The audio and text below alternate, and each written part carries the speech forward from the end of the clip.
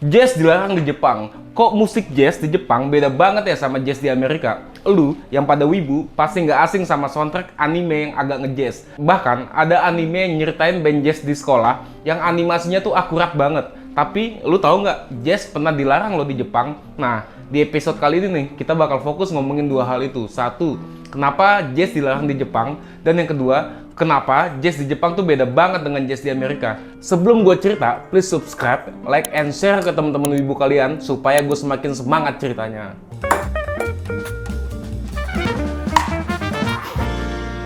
Perjalanan jazz di Jepang itu bener-bener aneh banget. Nggak kayak jenis musik Amerika lain yang langsung dapat penonton antusias di Jepang, jazz malah disambut dengan curiga dan konotasi negatif. Sempet ada tuh masa-masa jazz di Jepang begitu dizolimi. Jazz mulai muncul di Jepang tahun 20-an, tapi nggak ada sambutan yang hangat. Jazz sering dikaitkan dengan kata-kata seperti kebiadaban, primitif, dan keganasan. Selain karena rasis orang kulit hitam, juga waktu kedatangannya yang bersamaan dengan periode yang sensitif dalam sejarah Jepang, alias Perang Dunia, bikin jazz susah banget masuk di Jepang. Selama era Perang Dunia Kedua, penegak hukum Jepang bahkan melarang jazz, menyebutnya sebagai musik dekaden, dikaitin sama narkoba, dan petugas menindak keras tempat-tempat yang menggelar pertunjukan jazz. Tapi, walaupun sentimen anti-Amerika dan rasisme kenceng banget nih selama Perang Dunia Kedua, otoritas Jepang tetap ngebiarin jazz ada dengan aturan yang ketat banget. Pemerintah nyewa musisi-musisi jazz buat tampil memainkan musik patriotik di kamp-kamp pertempuran buat ngasih semangat kepada tentara yang sedang bertugas. Upaya-upaya pengetatan yang bikin bingung ini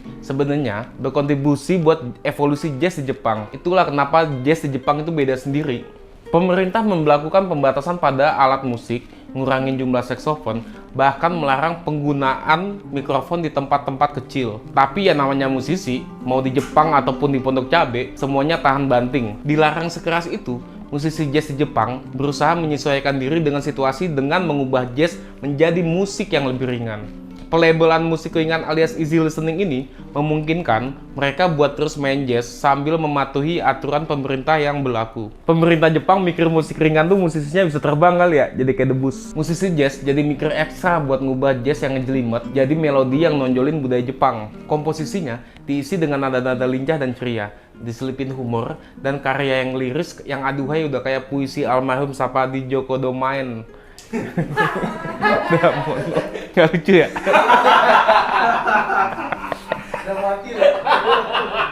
Musik jazz yang ringan ini menghindari irama yang ribet atau emosi lagu yang bikin resah khas Triton Jazz dan pastinya nyelipin budaya lokal. Jadi, lu bisa bayangin lagu Kambang Labungo tapi versi jazz.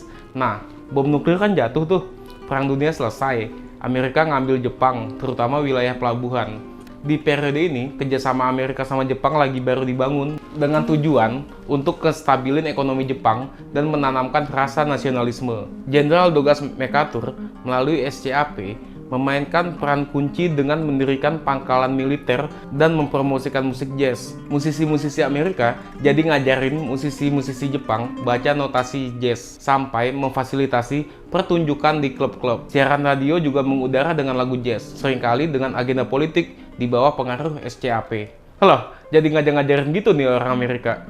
Tapi, perlu dipahami bahwa abis jatuh bom itu, satu negara kena mental semua tuh. Musik ringan atau musik jazz ala Jepang ini dipertanyakan keasliannya dalam kacamata jazz orang Amerika. Pelatihan jazz di Jepang emang rada beda. Kalau di Amerika kan musik jazz dimainkan sama musisi Afrika Amerika. Nah, kalau di Jepang cuma ngandelin rekaman, nggak ada mentor langsungnya. Jadi, meskipun skillnya gila-gilaan, musisi jazz di Jepang tetap dikritik karena kurang memiliki keaslian dan keterampilan improvisasi. Nah, perdebatan soal ini masih ada sampai sekarang.